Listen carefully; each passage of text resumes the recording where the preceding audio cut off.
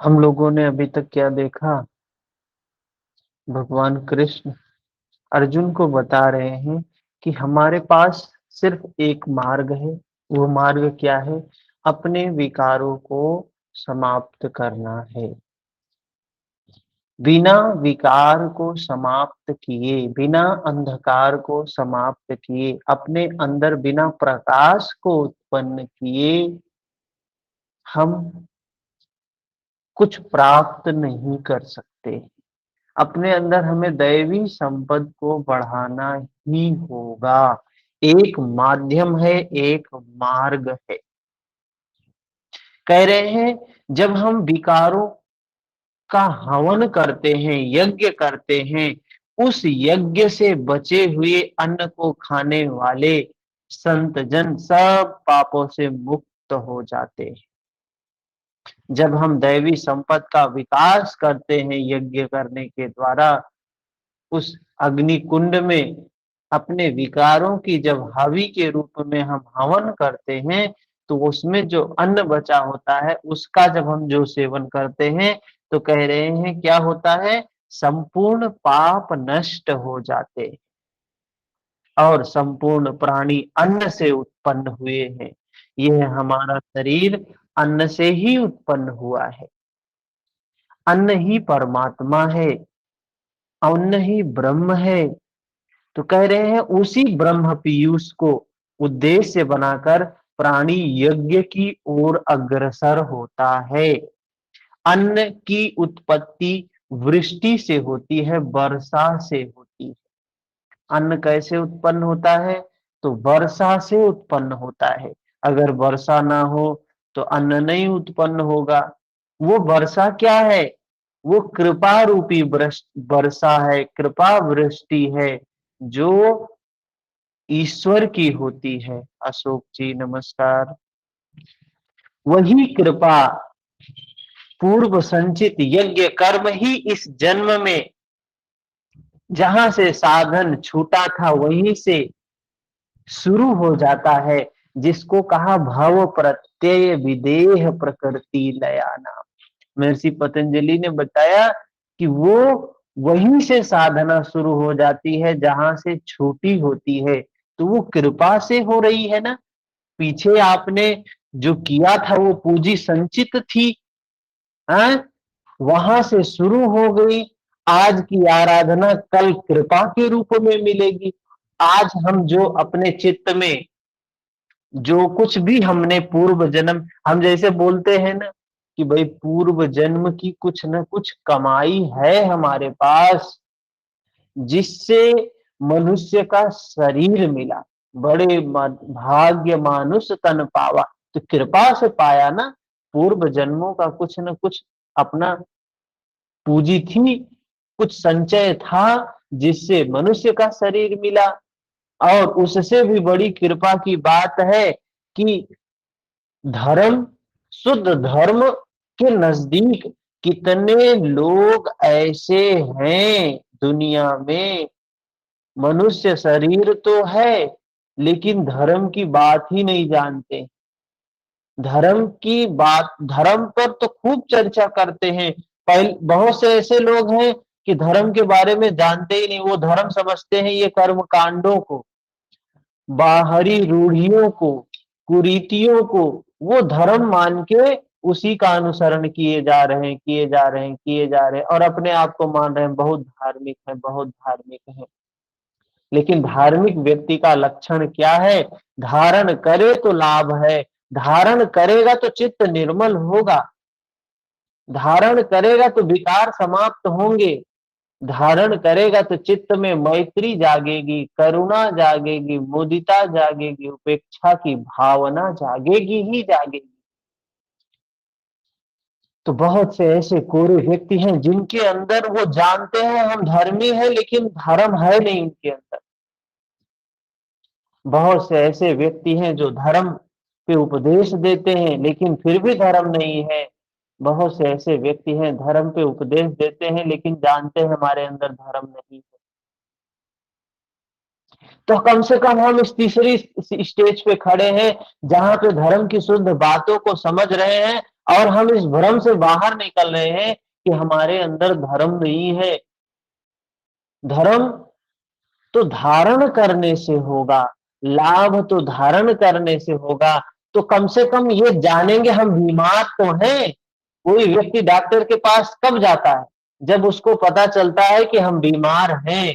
तो यहाँ हमें पता चल रहा, हम अपना डायग्नोसिस कर रहे हैं, हम स्वाध्याय कर रहे हैं, जहां हमें पता चलेगा कि हम बीमार हैं, हमें इलाज की जरूरत है, हमारे अंदर विकार है, हमें विकारों को निकालने की, काम करने की जरूरत है। क्योंकि मनुष्य शरीर जो मिला है वो विकारों को निकालने के लिए मिला है, बंधन को खोलने के लिए मिला है, वृत्तियों को समन करने के लिए, उनका निरोध करने के लिए मिला है।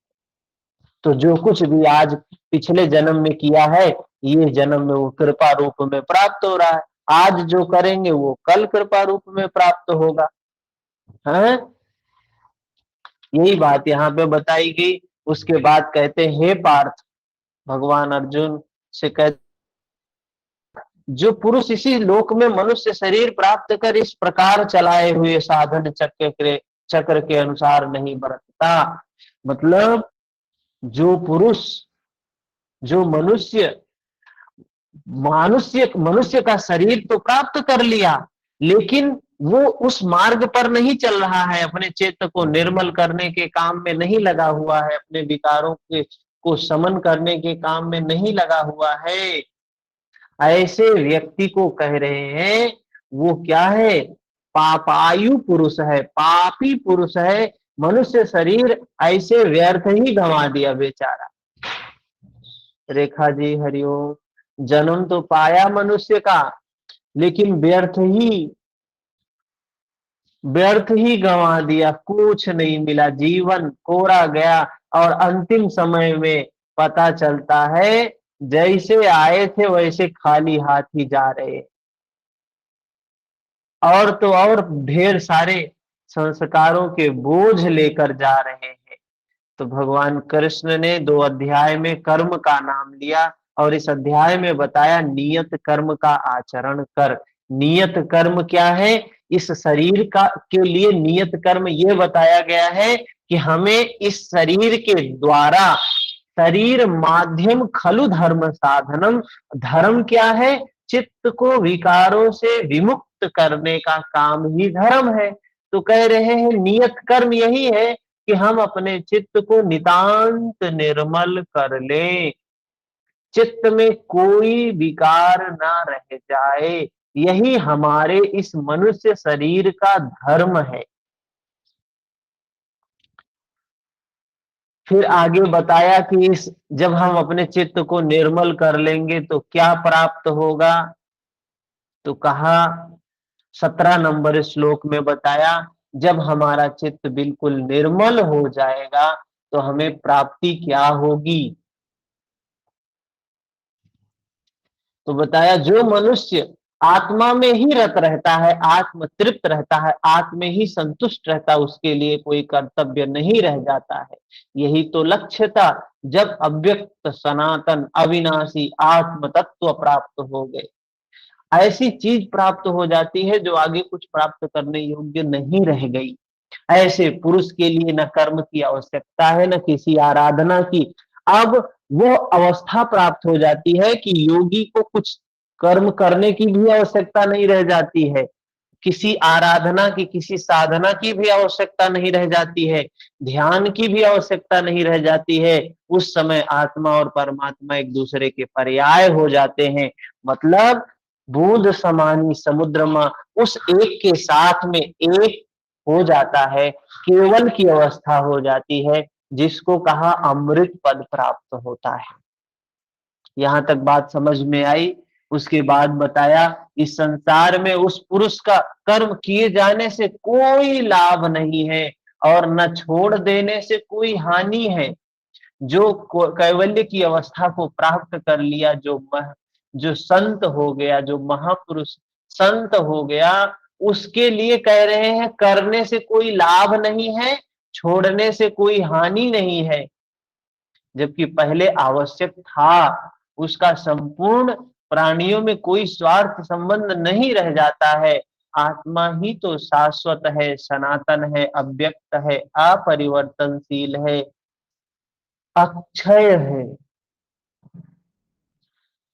जब उसी को पा लिया तो उसी से संतुष्ट, उसी में तृप्त, उसी में ओतप्रोत और स्थित है। आगे कोई सत्ता ही नहीं है जिसको खोजा जाए। एक चीज जानिए, भौतिकता में जितना भी कुछ प्राप्त हो जाए, कुछ भी प्राप्त हो जाए भौतिकता में, हमारी खोज समाप्त नहीं होती है। हम चाहते हैं जेआरएफ निकल जाए, हम चाहते हैं पीएचडी हो जाए, हम चाहते हैं प्रोफेसर बन जाए, प्रोफेसर असिस्टेंट बनेंगे, एसोसिएट बनेंगे, प्रोफेसर बनेंगे, फिर चाहेंगे डीन बने, फिर चाहेंगे कुलपति बन जाए, फिर चाहेंगे राज्यपाल बन जाए, फिर चाहेंगे राष्ट्रपति बन जाए। क्या जो राष्ट्रपति बन गया उसकी तृष्णा नहीं है? वो मुक्त हो गया है? उनके पास जाएंगे तो उनके पास देखेंगे कि हम लोगों से ज्यादा तृष्णा भरी हुई है। तो समस्या तृष्णा में है, दुख कामनाओं में है। तृष्णा के कारण दुख मिलता है, वो चाहे छोटी सी हो चाहे बड़ी सी हो। दुख तो दुख, तृष्णा तो तृष्णा है। वो तो काम उसका है दुख का। आप एक तृष्णा पैदा कर लो, हमें मोबाइल चाहिए, हमें मोबाइल की जरूरत है। जब तक पूरी नहीं होगी तब तक कष्ट देती रही। फिर दूसरे जैसे पूरी हो जाएगी तो दूसरी जाग जाएगी। मोबाइल के साथ तो ये भी चाहिए, मोबाइल के साथ तो वो भी चाहिए, ये चाहिए, दो मोबाइल चाहिए, लैपटॉप भी चाहिए। तो जब तक तृष्णा होगी तब तक व्याकुल करेगी। और भौतिकता में कोई ऐसी वस्तु नहीं है, कोई ऐसा व्यक्ति नहीं है, कोई ऐसी परिस्थिति नहीं है जो प्राप्त होने के बाद व्यक्ति निरंतर सुखी रहे, निरंतर शांत रहे। लेकिन अध्यात्म में एक उस अवस्था को, उस अमृत पद को जिसने प्राप्त कर लिया, उसके अंदर किसी भी प्रकार की तृष्णा नहीं रह जाती है। यहां तक कि मुक्ति की तृष्णा भी नहीं रह जाती है, मोक्ष की तृष्णा भी नहीं रह जाती है। तो मनुष्य का शरीर है ये जो प्राप्त हुआ हमें, इसका उद्देश्य यही है कि हम अपनी सभी तृष्णा को क्या कर दें? समाप्त कर दें, सारे विकारों को समाप्त कर दें। अर्जुन को यही करने के लिए कहा गया। ये कोई बाह्य युद्ध होता, कोई युद्ध भूमि में बाहर खड़ा होकर 18 दिन तक उपदेश देगा। युद्ध तो 5 मिनट में, 1 घंटे में, 2 घंटे में हो जाता है। और युद्ध में शांति थोड़ी ना होती है। युद्ध में इस तरीके की स्थिति नहीं होती है कि हम किसी को प्रवचन दे युद्ध में खड़े होकर। युद्ध में स्थल में तो युद्ध होता है। तो वो चित्त भूमि में वो ईश्वर, सदगुरु, भगवान कृष्ण, योगेश्वर, योगी उपदेश दे रहे हैं कि चित्त को निर्मल कर, अपने धर्म का निर्वहन कर। ये मनुष्य शरीर का धर्म है। मनुष्य शरीर के अलावा कोई यह काम नहीं कर सकता है। ठीक है। इसके बाद 19 नंबर श्लोक में बताया, इस स्थिति को प्राप्त करने के लिए तू अनासक्त हुआ, निरंतर कार्यम कर्म, जो करने योग्य कर्म है उस कर्म को अच्छी प्रकार कर। भगवान कृष्ण कह रहे हैं तू उस कर्म को अच्छी प्रकार से कर जो करने योग्य है। तो मानव शरीर के लिए कर्म एक ही करने योग्य है। वही बात महर्षि पतंजलि कह रहे हैं, वही बात भगवान कृष्ण कह रहे हैं कि अपने चित्त को विकारों से विमुक्त कर। यही कर्म मनुष्य के लिए करने योग्य है, इसके अलावा कुछ नहीं।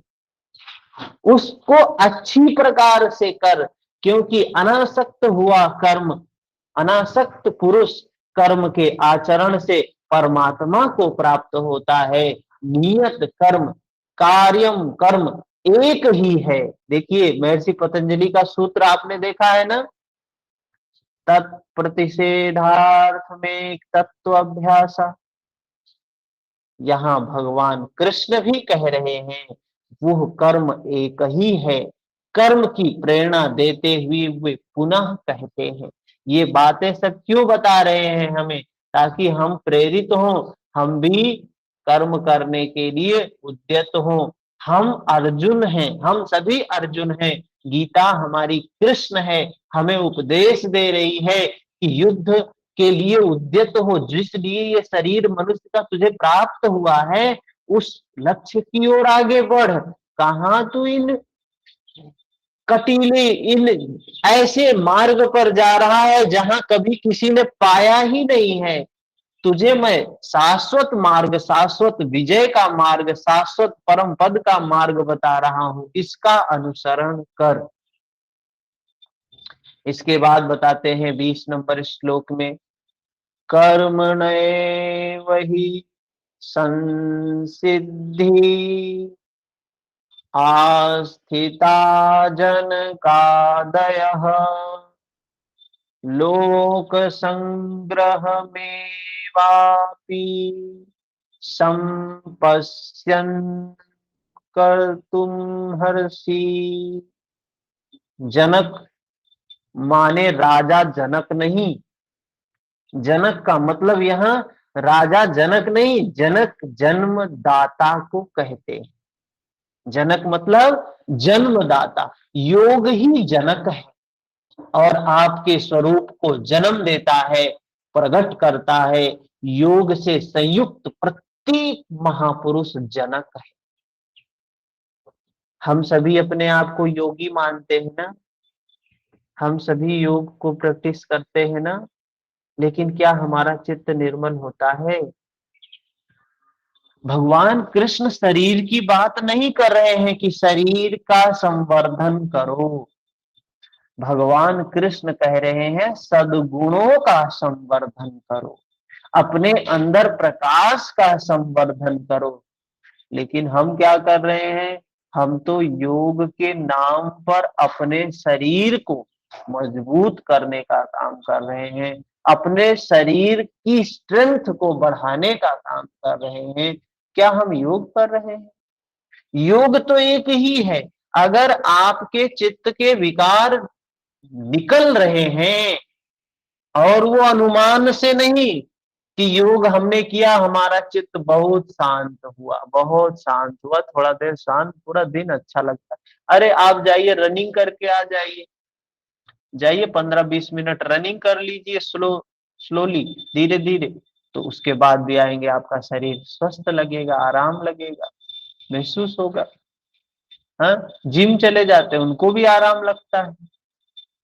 तो वो आराम लगना एक बात है, चित्त से विकार निकालना दूसरी बात है। कहते हैं योग है वही मार्ग, योग है, और जो उस मार्ग का अनुसरण करता है वो जनक है, आपके स्वरूप को जन्म देता है, जो आपके स्वरूप की ओर ले जाता है। योग क्या करता है? महर्षि पतंजलि कहते हैं, तदा द्रष्टु स्वरूपे स्थानम। योग आपके स्वरूप की ओर ले जाता है, वो जन्म देता है, आपके स्वरूप की ओर ले जाता है। योग से संयुक्त प्रत्येक महापुरुष जनक है। ऐसे योग संयुक्त बहुत से ऋषि, जनकादय, जनक इत्यादि ज्ञानी जन महापुरुष भी कर्मणा एव ही संसिद्धिम, कर्मों के द्वारा ही परम सिद्धि को प्राप्त हुए। सोचिए, राजा जनक जी क्या है? राजा जनक हैं और धर्मशील महापुरुष हैं। धर्मशील हैं। कहते हैं जैसे परिवार का मुखिया होता है वैसे ही परिवार के लोग होते हैं। किसी के परिवार के एक व्यक्ति को हम देख के परिवार का आकलन कर सकते हैं। हाँ? तो ये जब राजा जनकपुर का राजा ऐसा है, तो वहां के उस राज्य की जनता कैसी होगी सोचिए। उस राज्य की जनता कैसी होगी जहां का राजा इतना धर्मशील है, धर्मवान है। हाँ, गोस्वामी तुलसीदास जी ने क्या कहा, हमने कल ही सुनाया आपको। जब भगवान राम जनकपुर पहुंचते हैं तो गोस्वामी तुलसीदास जी लिखते हैं, पुर नर नारी सुभग सुचि संता धर्मशील ज्ञानी गुणवंता। उस समय जनकपुर के सभी नर नारी सुभग सुंदर, शुचि पवित्र और संत समता में थे। मतलब चित्त बाहर से, भीतर से जैसे शांत था वैसे बाहर से सुंदर था, वैसे जैसे चित्त अंदर से सुंदर था वैसे बाहर से भी सुंदर दिखने में भी थे। धर्मशील थे, धर्म को धारण करने वाले थे, ज्ञानी थे, गुणवंता थे, गुणों को जानने वाले थे, गुणों को धारण करने वाले। तो जब जनक जी योगी थे तो जनता भी योगी ही थी। इसीलिए महर्षि पतंजलि कह रहे हैं अनुशासनम, उस शिक्षा का अनुसरण कर रहा हूं जो समाज में व्याप्त है, जन जन के हृदय में व्याप्त है। अच्छा, एक चीज देखिए कितनी प्रैक्टिकल बात है। आयुर्वेद भारत में जन जन के घर में है कि नहीं? हल्दी बिना डाले किसी के घर में सब्जी नहीं बनती, दाल नहीं बनती है। बिना मसालों का प्रयोग किए हम लोगों के यहाँ सब्जी नहीं बनती। हर व्यक्ति औषध जानता है। इसलिए आयुर्वेद जब लोगों के हृदय में था, लोगों के घरों में था, लोग धारण करते थे। अमेरिका से एक व्यक्ति आया ये देखने के लिए। पहले अमेरिका ने नीम पे पेटेंट करा लिया। नीम पे क्या किया? पेटेंट। अमेरिका में एक भी नीम का पेड़ नहीं, लेकिन उसका मालिक कौन? अमेरिका बन गया। तो भारत ने कंप्लेन किया, तो हमारे यहाँ घरों घरों में इसकी जो है वो होती है, उपयोग किया जाता है, हमको मिलना चाहिए। हमारे घर घर में नीम का पेड़ है, किसके घर पे नीम का पेड़ नहीं है? हम लोगों के यहाँ के चार चार पांच पांच पेड़ मिलेंगे नीम के। मतलब घर के आगे भी, पीछे भी, दाएं भी, बाएं भी, हर तरफ पेड़ ही पेड़ है। तो भारत ने कंप्लेन किया कि ये नीम हमारे यहाँ होता है। तो यूएनओ ने जो है कमेटी बनाई। अच्छा ठीक है, जाओ आप खोज करके इसके बारे में शोध करो, क्या भारत में वाकई में है? तो भारत में वो कमेटी आई, गांव में गई, तो देख रही है कि गांव के लोग बाहर निकल रहे हैं सुबह सुबह मैदान के लिए। तो निकलते हैं, उधर बाहर जाते हैं, जंगलों की तरफ जाते हैं, तो वहां नीम के पेड़ पर जाते हैं, दातून को तोड़ते हैं और उसको कूचते हुए चले आते हैं। सारे लोग नीम का प्रयोग कर रहे हैं, और आज से नहीं कर रहे हैं, अनादिकाल से कर रहे हैं। लेकिन भारत ने उस पर कभी नहीं वो कहा कि हमारा है, कभी नहीं उसने पेटेंट कराया। लेकिन जिसका नहीं है उसने पेटेंट करा ली। तो जब जो चीजें धारण होती हैं, भारत को कभी नहीं लगा कि नीम पर हमें पेटेंट करवाना चाहिए, नीम पर हमें शोध करना चाहिए। क्यों नहीं लगा? क्योंकि नीम भारत जानता है इसके क्या गुण है। नीम भारत धारण करता है, और जो धारण नहीं करता है वो क्या करता है? उस पर फिलॉसफी करता है, उस पर रिसर्च करता है, उस पर पेटेंट करवाता है, उस पर मार्केटिंग करता है। ऐसे ही योग भी पहले लोग धारण करते थे, तो वो जरूरत नहीं थी। सारे लोगों के चित्त निर्मल होते थे, तो उस समय इसकी जरूरत नहीं थी। लेकिन जब लोगों ने धारण करना छोड़ दिया तो फिर इस पे ग्रंथ का निर्माण शुरू हो गया। महर्षि पतंजलि ने देखा ये लुप्त हो जाएगा, तो उन्होंने एक सूत्रबद्ध कर दिया कि लोगों को पता चले। लेकिन उन्होंने सूत्रबद्ध किया था इसलिए कि ये संस्कृति, ये कल्चर बचा रहे। 50-100 साल बाद, 50-100 साल की बात ही छोड़िए, अभी बताइए, अभी के समय में कितने ऐसे व्यक्ति हैं जो नीम का दातून करते हैं? जो गांव में रहते हैं बस वही करते हैं। बाकी सब लोग क्या करते हैं? टूथपेस्ट करते हैं। 100 साल बाद किसी को बताया जाएगा कि 100 साल बाद जानते हैं क्या होगा? लोगों के दांत एकदम कमजोर हो जाएंगे, मसूड़े एकदम कमजोर हो जाएंगे। डॉक्टर के पास जाएंगे तो डॉक्टर बोलेगा नीम की दातून करो। अभी ये प्रिस्क्रिप्शन में नहीं लिखा जाता है। हाँ दीपाली जी, आप गांव में हैं तो आप कर रही हैं, लेकिन 100 साल बाद ये होगा कि नहीं आप बताइए, खुद ही बताइए। 100 साल बाद होगा, डॉक्टर लिख के देगा कि नीम की दातून करिए। अभी हमारे मसूड़े मजबूत हैं, लेकिन धीरे धीरे जैसे बच्चे कोमल होते जा रहे हैं, फिजिकल एक्टिविटी कम करते जा रहे हैं, पिज्जा बर्गर ये चाइनीज फूड खाते जा रहे हैं, धीरे धीरे उनका सारा सिस्टम खराब होता जाएगा। एक समय आएगा मसूड़े बिल्कुल कमजोर, दांत बिल्कुल कमजोर, सब पूरा सिस्टम बिल्कुल कमजोर हो जाएगा। तो डॉक्टर लिख के देंगे कि ये करो, इससे लाभ मिले। तो पहले क्यों नहीं कहा था? क्या पहले कोई डॉक्टर कहता था? अभी भी नहीं कहते हैं। इसके पहले 50 साल पहले कोई डॉक्टर नहीं कहता रहा होगा, कोई वैद्य नहीं कहता रहा होगा नीम की दातुन। क्यों नहीं कहता था? क्योंकि सभी लोग करते थे, सभी लोग करते थे। एक दिन मैं अपने जो गाइड है हमारे डॉक्टर है, तो हम उनके साथ बैठते हैं। पेशेंट आते हैं, तो पेशेंट आते हैं तो वो बोलती है कि ये चीज मत खाना। तो हमने कहा मैडम फ्रिज का पानी भी बोल दीजिए। तो बोल रही है फ्रिज का पानी, फ्रिज का पानी पीती है ये। हमने कहा पूछिए उससे। तो उससे पूछा उन्होंने फ्रिज का पानी पीती हो? तो कह रही हाँ पीते हैं। सोचिए क्या स्थिति है। फ्रिज क्यों बना था? फ्रिज बना था कि दवाओं की, औषधियों को हम सुरक्षित रख सके। आज हमने उसमें खाना रखना शुरू कर दिया, पानी रखना शुरू कर दिया, और बीमारी आना शुरू हो गई।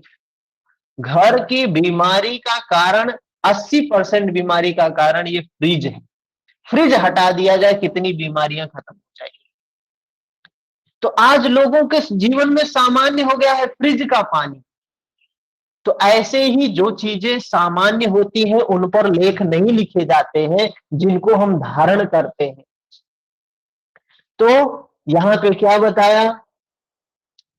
कर्मों के द्वारा ही परम सिद्धि को प्राप्त करते हुए, परम सिद्धि माने परम तत्व परमात्मा की प्राप्ति होती है। जनक इत्यादि जितने भी पूर्व में होने वाले महर्षि हुए हैं, इस कार्यम कर्म, इस कर्म के द्वारा, इस यज्ञ की प्रक्रिया के द्वारा ही उस अवस्था को प्राप्त किए हैं। जनक जी या जनक जी के राज्य में जो जितने भी लोग थे, जिससे भगवान, वो गोस्वामी तुलसीदास जी लिख रहे हैं, गोस्वामी तुलसीदास जी जिसको लिख रहे हैं, वो वो क्या है कि उस समय ये चीजें सामान्य थी। एक मिनट इसको रेफरेंस से लिख ले। ये यही चीजें हैं हमारे रिसर्च में, आर्टिकल में ये रेफरेंस का काम करती है। ठीक है, 3 में 19। तो कह रहे इसी प्रक्रिया के द्वारा वो लोग भी उस अवस्था को पाए थे। जनक जी हो या जनक जी के राज्य के रहने वाले लोग हों, जिनमें गोस्वामी तुलसीदास जी लिख रहे हैं पुर नर नारी सुभग सुचि संता, धर्मशील ज्ञानी गुणवंता। उस समय के लोग चित्त के निर्मल करने वाले होते थे, और वो इसी प्रक्रिया के द्वारा उन्होंने प्राप्त किया है, विकारों को समाप्त करके ही प्राप्त किया है। इस कर्म को करके ही संसिद्धि, परम सिद्धि को प्राप्त हुए हैं। किंतु प्राप्ति के पश्चात वे भी लोक संग्रह को देखकर कर्म करते हैं, लोकहित को चाहते हुए कर्म करते हैं। अतः तू भी प्राप्ति के लिए, प्राप्ति के पश्चात लोकनायक बनने के लिए कार्यम कर्म करने के ही योग्य है। क्यों? अभी श्री कृष्ण ने कहा था कि प्राप्ति के पश्चात महापुरुष का कर्म करने से न कोई लाभ है, न छोड़ने से कोई हानि। फिर भी लोक संग्रह, लोकहित व्यवस्था के लिए वे भली प्रकार नियत कर्म का आचरण करते हैं। उदाहरण लेते हैं भगवान बुद्ध। भगवान महावीर, कबीर, रविदास, ऐसे गोस्वामी तुलसीदास, हैं, ऐसे संत, ऐसे महापुरुष जिनको प्राप्ति हो गई, जिन्होंने उस परम पद की अवस्था को प्राप्त कर लिया, जिन्होंने कैवल्य की अवस्था को प्राप्त कर लिया, जब भगवान कृष्ण कह रहे हैं उनके कर्म करने से कोई उनका फायदा भी नहीं होगा, उनके कर्म करने से उनका कोई नुकसान भी नहीं होगा, तो फिर वो कर्म क्यों करें? सोचिए, अगर आपके किसी कर्म करने से आपका फायदा भी ना हो और आपका नुकसान भी ना हो, तो आप उस कर्म को करेंगे? आप करेंगे क्या उस कर्म को? आपको ना फायदा हो रहा है ना नुकसान हो रहा है, यहां तक कि क्रेडिट भी नहीं मिल रहा है, तो आप उस कर्म को क्यों करेंगे? लेकिन भगवान कृष्ण कह रहे हैं ऐसी अवस्था को प्राप्त हुआ व्यक्ति वो कर्मों को करता है। जैसे भगवान बुद्ध, देखिए कितनी उम्र में बोधि प्राप्त हुई, लेकिन बूढ़े हो गए, 70-80 साल के बूढ़े हो गए, तब तक लोक सेवा, लोक सेवा, लोगों की सेवा, लोगों की सेवा, लोगों तक धर्म पहुंचाना, धर्म बांटना, धर्म बांटना, यहां तक पूरी दुनिया में उनका धर्म फैल गया है, पूरे दुनिया में धर्म के अनुयायी हैं। तो कैसे गया? क्षमता थी उनके अंदर, पुरुषार्थ था, उन्होंने उसका उपयोग किया। जो जिसका चित्त निर्मल हो जाता है वो लोक हिताय, सर्वजन हिताय, सर्वजन सुखाय, बहुजन हिताय, क्या है? लोकानुकंपा, लोगों पर अनुकंपा करके लोगों के कल्याण के लिए, मानव जाति के कल्याण के लिए काम करता है। 21 नंबर श्लोक में कहते हैं, यद्यदाचरति श्रेष्ठस्ततं देवेतरो जना, स यत् प्रमाणं कुरुते लोकस्तनु वर्तते। श्रेष्ठ पुरुष जो जो आचरण करता है अन्य पुरुष भी उसके अनुसार ही करते हैं। तो वही तो बात का, जब राजा जनक जैसा है तो राज्य की जनता कैसी होगी? पुर नर नारी सुभग सुचि संता, सुचि है, चित्त निर्मल है, धर्मशील है, ज्ञानी, क्योंकि राजा है। और राजा चोर होगा तो जनता भी चोर होगी। ऐसे कहानी भी एक सुनने को मिलती है। तो जैसा राजा वैसी प्रजा, जैसे राजा होगा वैसे ही प्रजा होगा। अगर समाज में भ्रष्टाचार व्याप्त है तो कहीं न कहीं हमारा जो शासक है, राजा है, वो भी भ्रष्ट है, वे लोग भी भ्रष्ट हैं।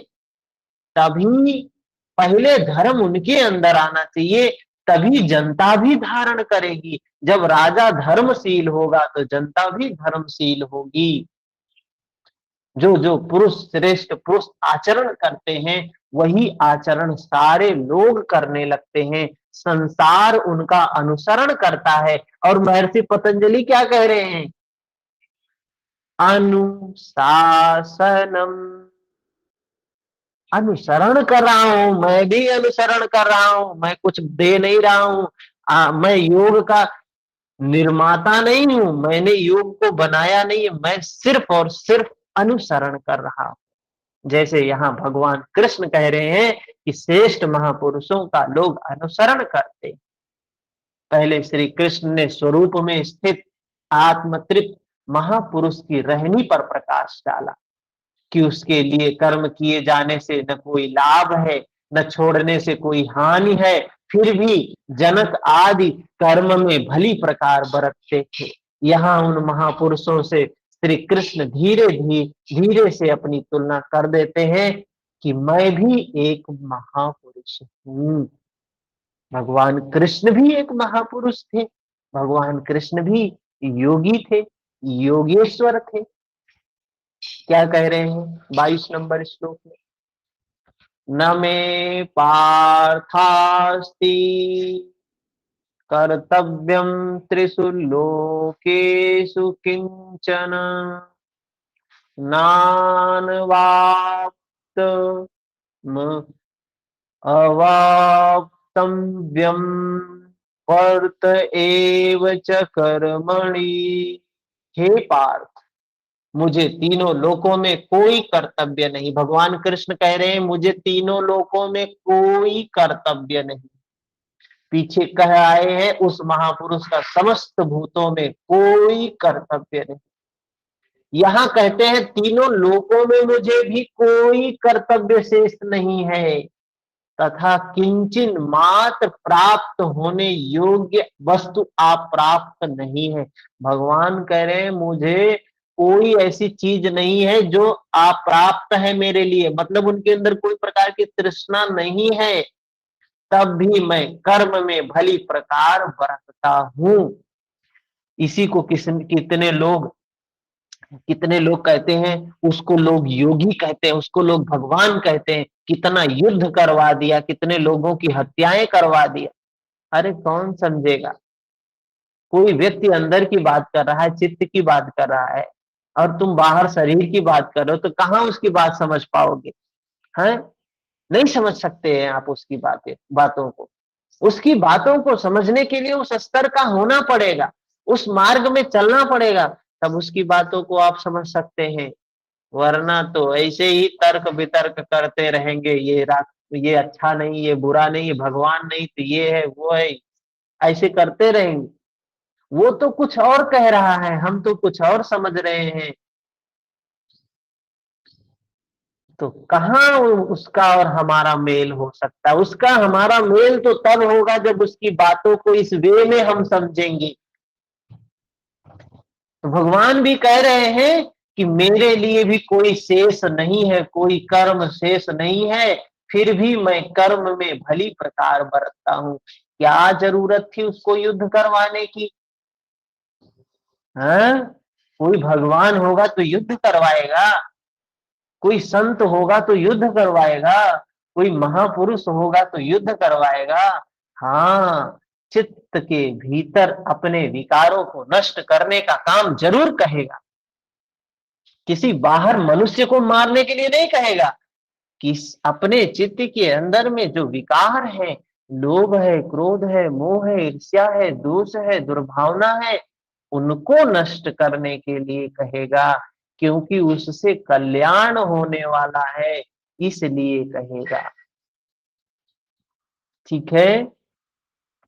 फिर आगे क्या कह रहे हैं? यदि राम न वर्तेयम जातु कर्मण्यतन्द्रियतः मम वत्मानुवर्तन्ते मनुष्याः पार्थ सर्वशः। क्योंकि यदि मैं सावधान होकर क्योंकि यदि मैं सावधान होकर कदाचित कर्म में ना बरतूं क्योंकि यदि मैं सावधान होकर कदाचित कर्म में ना बरतूं तो मनुष्य मेरे बर्ताव के अनुसार बरतने लगेंगे। फिर भी मनुष्यों ने अपने दूसरे तरीके निकाल लिए हैं। भगवान ने तो क्या बताया कि मैं श्रेष्ठ हूं, मैं महापुरुष हूं, मैं योगी हूं, और मैं अगर गलत काम करूंगा तो ये मेरे आने वाली पीढ़ी, जो आने वाले मनुष्य हैं, वो भी गलत काम करने लगेंगे। तो क्या आपका अनुसरण भी बुरा है? यहां क्या कह रहे हैं? मैं सावधान होकर कदाचित कर्म में ना बरतूं तो मनुष्य मेरे बर्ताव के अनुसार बरतने लग जाएंगे। मनुष्यों का काम है अनुसरण करना, तो क्या आपका अनुसरण बुरा है? श्री कृष्ण कहते हैं हाँ। क्यों बुरा है?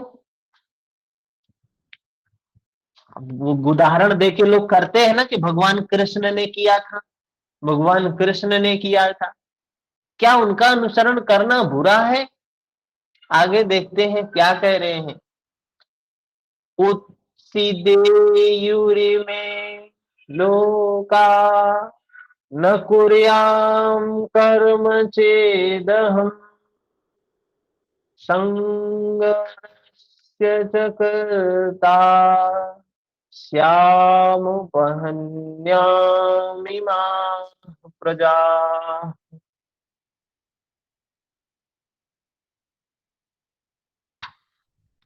कह रहे हैं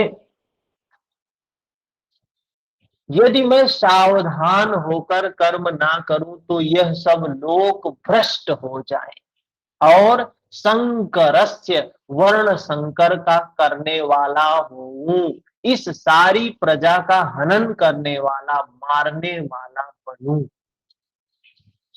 बिल्कुल ऐसे ही कुछ कह रहे हैं यहाँ पर कि अगर मैं सावधान होके कर्म ना करूं, फिर भी जो भगवान कृष्ण ने नहीं कहा वो चीजें लोग अनुसरण कर रहे हैं, अपने बुद्धि के अनुसार अनुसरण कर रहे हैं और नाम किसका दे रहे हैं? भगवान कृष्ण ने कहा है करने।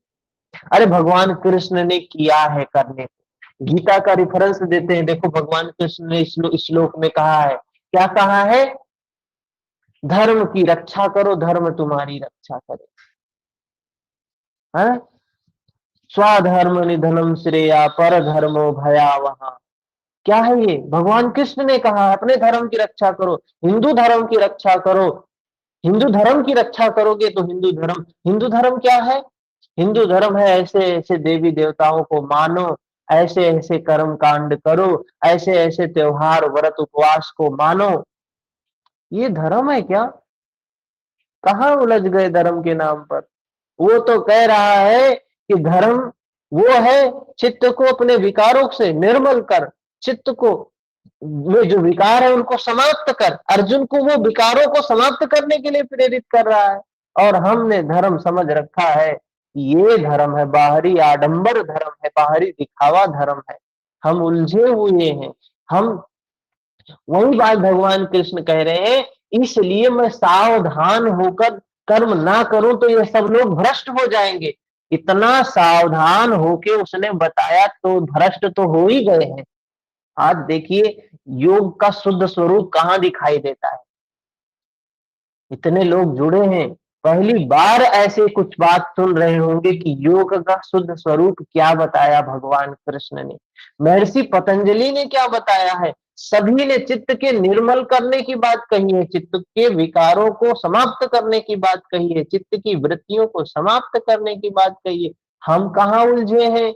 योग के नाम पे कहाँ चल रहा है समाज, दुनिया कहाँ जा रही है योग के नाम पे? भगवान ही खुद ही बोल रहे हैं, अगर मैं सावधान होकर कर्म ना करूं, जब कोई बड़ा व्यक्ति, कोई पुरुष, महापुरुष, कोई संत गलत रास्ते पे चलता है तो हम सभी भी गलत रास्ता आसानी से पकड़ लेते हैं। इसलिए कह रहा है ऐसे महापुरुषों को सावधान होकर ऐसे ही काम करने चाहिए जिससे समाज में वर्ण संकर ना पैदा हो, इस सारी प्रजा का हनन करने वाला नहीं तो बन जाए। आज तो हत्या करते हैं, कहते हैं भगवान कृष्ण ने कहा जितने दुश्मन है सबको मारो, यही क्षत्रिय का कर्तव्य है। तो वही बन, आज उदाहरण क्या देते हैं, उन्होंने युद्ध तो करवाया ना, जमीन के लिए ही तो युद्ध करवाया। ऐसे में तो भगवान कृष्ण सबका हनन करने वाले बनेंगे, मारने वाले बनेंगे। खुद ही कह रहे हैं, हम नहीं बोले, खुद ही कह रहे हैं मैं बनूं स्वरूप में स्थित महापुरुष, सतर्क रहकर यदि आराधना साधना क्रम में न लगे तो समाज उनकी नकल करके भ्रष्ट हो जाएगा। संत महापुरुष करते कुछ है, दिखता कुछ है।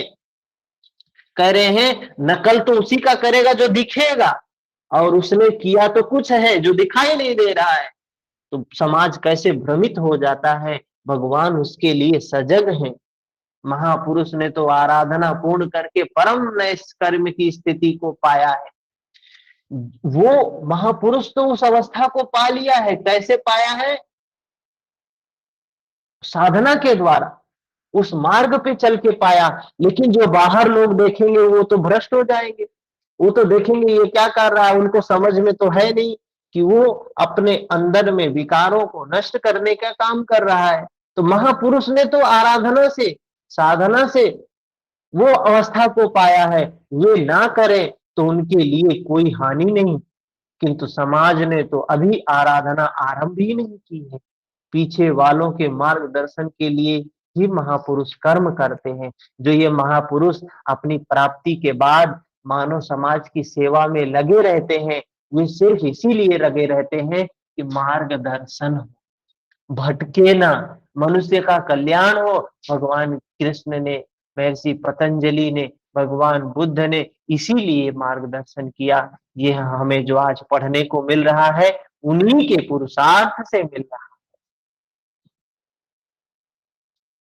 महापुरुष इसलिए कर्म करते हैं, उनके कर्म करने से उनको कुछ प्राप्त नहीं होगा और उनका कोई नुकसान भी नहीं होगा।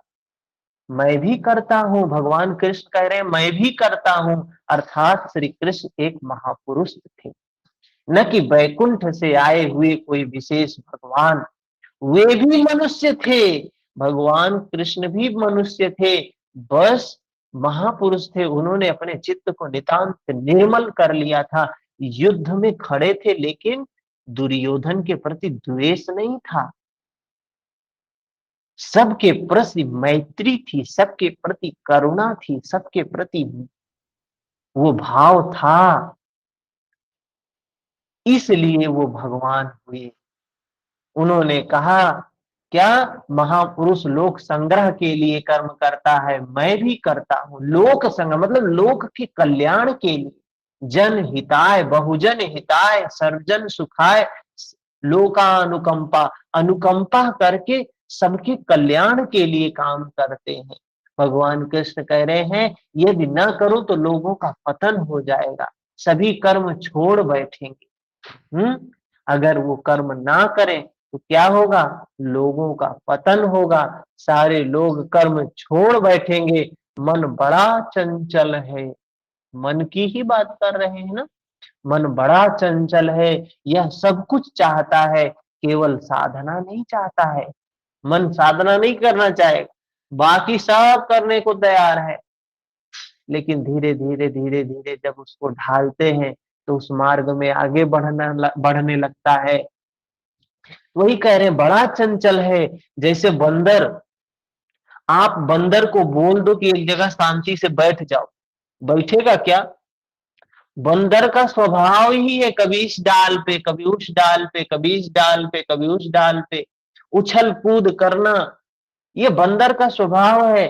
हमारा मन भी बंदर के समान ही है, कभी इधर कभी उधर, कभी इधर, कभी भूतकाल तो कभी भविष्य काल, कभी भूतकाल कभी भविष्य काल।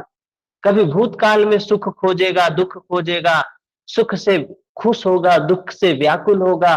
कभी भविष्य के लिए कल्पना करेगा, सुख मिलेगा, दुख मिलेगा तो व्याकुल होगा, सुख मिलेगा सोचकर खुश होता है। ये भविष्य भूत सुख दुख इसी में भागता रहता है। ये मन बड़ा चंचल है। कह रहे हैं केवल भजन नहीं करना चाहता है, साधना नहीं करना चाहता, विकारों को नष्ट नहीं करना चाहता, जैसे अर्जुन नहीं करना चाह रहा था। अर्जुन भी वही था, अर्जुन भी नहीं चाह रहा था कि हम अपने विकारों को मारे, कह रहा था हम नहीं युद्ध करेंगे, मुझे ज्वर सा आ गया, मेरी शरीर जल रही है, मेरे मेरे हाथ से ये गांडी छूटा जा रहा है, बैठ जाता है रथ में जाके पीछे बैठ जाता है, हम नहीं करेंगे युद्ध। आप मुझे तीनों लोकों का मालिक बना दो फिर भी युद्ध नहीं करेंगे। यही हाल हमारा भी है। यदि स्वरूपस्थ महापुरुष कर्म ना करें तो देखा देखी पीछे वाले भी तुरंत कर्म छोड़ देंगे। हम लोग कर्म तो उन्हीं को देख कर ही करते। ऐसे महापुरुषों को देखकर, ऐसे महापुरुषों की वाणी को सुनकर हम कर्म करते हैं, कर्म के लिए उद्यत होते हैं। इसीलिए भगवान कृष्ण ने गीता बताई है। अगर ऐसे महापुरुष हमारे सामने ना हो, ऐसे महापुरुषों की वाणी हमारे सामने ना हो, तो हम कर्म कतई नहीं करें। फिर उन्हें बहाना मिल जाएगा कि ये साधना नहीं करते, पान खाते हैं, इत्र लगाते हैं, सामान्य बातें करते हैं, फिर भी महापुरुष कहलाते हैं। अब कोई महापुरुष हो जो दारू भी पीता हो, गांजा भी पीता हो, खूब बढ़िया लग्जरियस जीवन में रहता हो, सेंट वेंट लगा के पूरा डाई वाई लगा के रहता हो, तो क्या बोलेंगे, अरे महापुरुष है।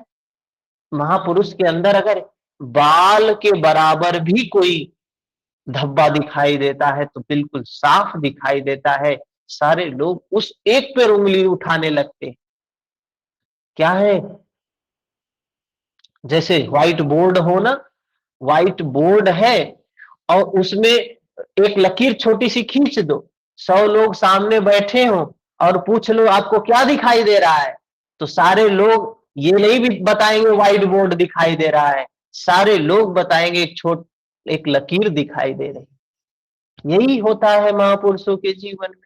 तो महापुरुषों को बहुत सजग रहने की जरूरत है, क्योंकि सारे लोग उन्हीं का अनुसरण करते हैं। अगर एक लकीर भी उनके अंदर होगी, छोटी सी काली सी लकीर भी होगी, लोग उसी का अनुसरण करेंगे।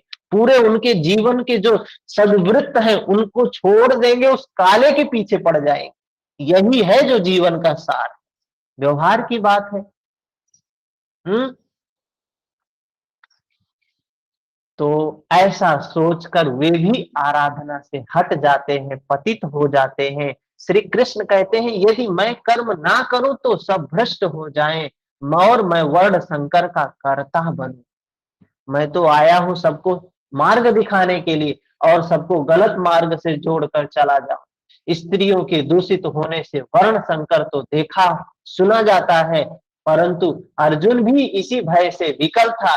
स्त्रियां स्त्रियां दूषित होंगी तो वर्ण संकर पैदा होगा, किंतु श्री कृष्ण कहते हैं यदि मैं सावधान होकर साधना में लगा ना रहूं तो वर्ण संकर का कर्ता होऊंगा, वर्ण संकर को पैदा करूंगा।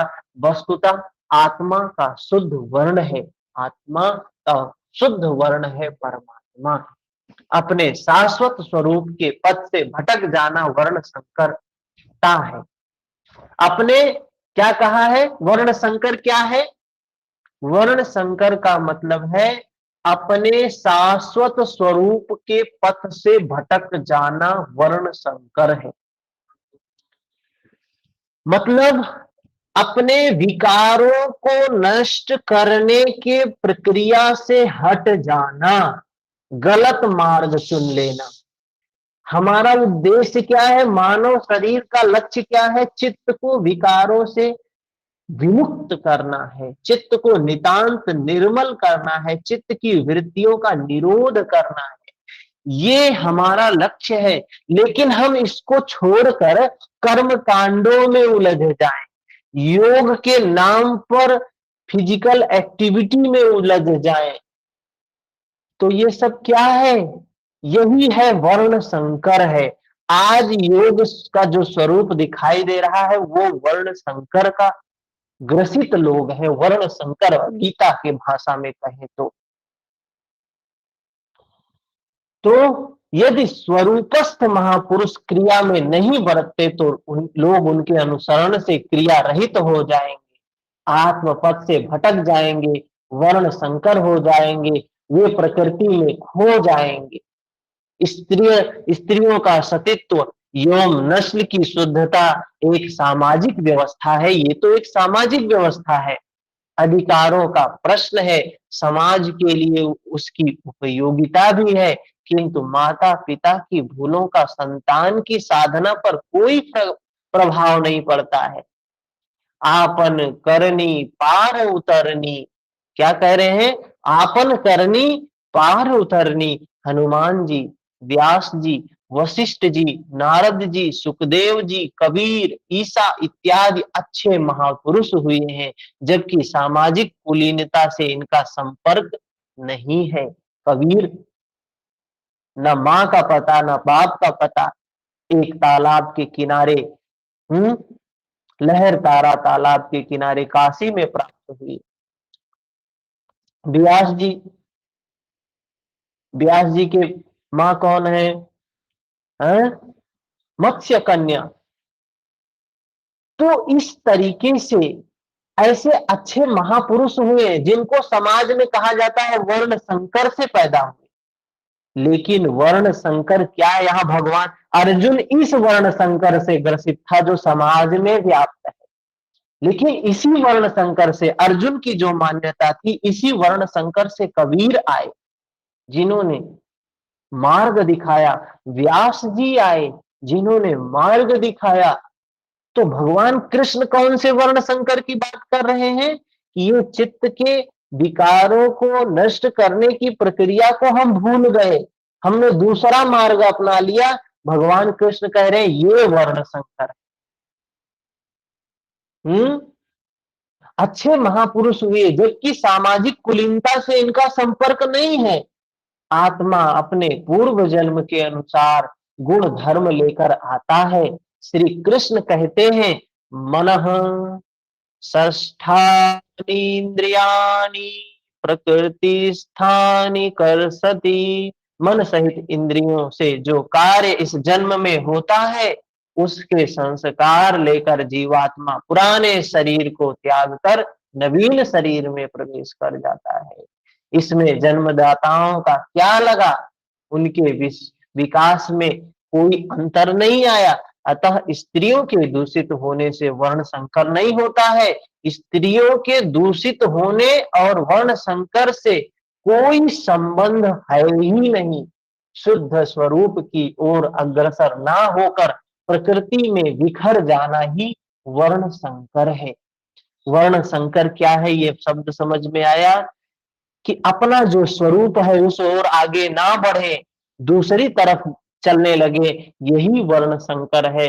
यदि महापुरुष सावधान होकर क्रिया में बरतते हुए लोगों से क्रिया ना कराएं, तो वह उस सारी प्रजा का हनन करने वाला, मारने वाला बने।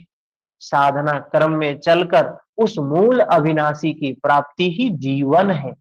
जीवन, मनुष्य जीवन का लक्ष्य क्या है? उस अमृत तत्व की प्राप्ति, और प्रकृति में बिखरे रहना, भटक जाना ही मृत्यु है। अगर हम प्रकृति के चक्कर में फंस गए, उसमें भटक रहे हैं, यही मृत्यु है। किंतु वह महापुरुष इस सारी प्रजा को यदि क्रिया पथ पर नहीं चलाता, इस सारी प्रजा को बिखराव से रोककर सत पथ पर नहीं चलाता, तो वह सारी प्रजा का हनन करने वाला हत्यारा है। तो भगवान कृष्ण भगवान क्यों है? क्योंकि वो, कुछ लोग यही कहते हैं, अरे वो तो हत्यारा है, कितने लोगों की हत्याएं करवाया, अपने परिवार के लोगों की हत्या करवाया, अपने मामा को मारा, कितने लोगों को मारा। अरे उसने सिर्फ विकारों का, पूरे जीवन उसने सिर्फ विकारों का हनन किया है। हम तो देखते हैं ये परिवारों का हनन किया उसने, नहीं, उसने अपने सिर्फ विकारों का हनन किया है, और हमेशा सिर्फ विकारों का हनन करने के लिए ही कहा है। उसको लोग हत्यारा कहते हैं, हिंसक है, और क्रमशः चलते हुए जो चला लेता है वह शुद्ध अहिंसक है। गीता के अनुसार शरीरों का निधन नश्वर कलेवर का निधन मात्र, परिवर्तन है, हिंसा नहीं है। कबीर दास जी भी कहते हैं कि श्लोक, हमने एक दोहा उनका सुनाया था पहले, जीवत मां मरना भले, क्या कहा था? जीवत मां मरना, ऐसे करके कुछ है, जीवत में मरना भला, मरे जो जाने सोई। याद नहीं आ रहा क्या है कबीरदास जी का, इसके पहले हमने सुनाया था, जीवत में मरना भला, जीते जी जिसकी मृत्यु हो जाए, मतलब जीते जी वो मुक्त अवस्था जिसको प्राप्त हो जाए। और जो ये मृत्यु होती है ना, ये तो कहा वस्त्रों का परिवर्तन मात्र है। ये क्या है? ये तो सिर्फ वस्त्रों का परिवर्तन मात्र है। हम वस्त्र बदलते हैं, वस्त्र बदलते हैं, एक से दूसरा, दूसरे से तीसरा, वो मृत्यु नहीं है। भगवान कबीर दास जी कह रहे ऐसा मरना हो जो जीते जी मृत्यु आ जाए, तो वो क्या है? वो परम मृत्यु, जिसके बाद जन्म ही ना हो, जिसके बाद जन्म ही ना हो, वो ऐसी मृत्यु। ठीक है, तो बात ये है कि अभी इसी को चलने देते हैं, भगवत गीता को। आप लोगों को क्या लगता है? हमको तो लगता है कि गीता को कंटिन्यू करना चाहिए हमें। अभी एग्जाम एग्जाम का भी कुछ नहीं दिखाई दे रहा है, यही एग्जाम लटका हुआ है जो आप लोगों का हो गया है। बाकी आगे आने वाले एग्जाम कब होंगे वो तो हमको लग रहा है कि जाएगा ही फरवरी, मार्च, अप्रैल ऐसे ही। यूजीसी का बड़ा लोचा दिख रहा है इस समय। यूजीसी बिल्कुल निष्क्रिय है। सरकार, सिस्टम सब सिर्फ कागज में एक्टिव हैं। स्टूडेंट्स के हित में काम करने के लिए कोई काम हो नहीं रहा है। तो इसमें ही एक कल्याण है अगर हम लोगों को ये बात ही समझ में आ जाती है। क्या मानना है आप सभी का कि जैसे चल रहा है हम लोगों का क्लास ऐसे चलने देते हैं? हम्म। जी सर, यही चलने दीजिए गीता। गीता को ऐसे अगर ये एक बार हम 18 अध्याय कर लेते हैं तो हमें फिर एक नया व्यू प्राप्त हो जाएगा, नया तरीका प्राप्त हो जाएगा देखने का।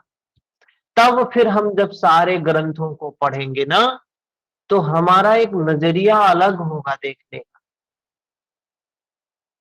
क्योंकि हमने सत्य क्या है ये जान लिया है गीता भगवान कृष्ण के अनुसार। ठीक है। और अगर लगता है कि नहीं हमें अपना सिलेबस शुरू करना चाहिए तो बात कर सकते हैं, विचार करेंगे। अगर 4-6 लोगों को ऐसा लगेगा कि नहीं सिलेबस हमको करना चाहिए तो उस पे आगे काम शुरू करेंगे। ठीक है मोनू? प्रणाम गुरुजी। हाँ मोनू जी, हरिओम, बताइए। गुरुजी चलने दो इसको। ठीक है। हमारी भी इच्छा तो यही है कि हमको भी अच्छा लग रहा है कि ये ज्ञान की बात हमें समझने को मिल रही, बहुत बड़ी चीज है। अभी तो सर चौथा जो अध्याय आएगा तब आएगा इसमें मजा। हाँ, इसमें तो दिनों दिन बढ़ता जाएगा। जैसे जैसे स्तर बढ़ता जाएगा, चीजें समझते जाएंगे, वैसे वैसे आनंद भी बढ़ता जाएगा। हम्म। ठीक है, तो शाम को मिलते हैं, यही समाप्त करते हैं। हरिओम। प्रणाम गुरुजी। हम्म। हरिओम गुरुजी। हरिओम सर। हरिओम हरिओम।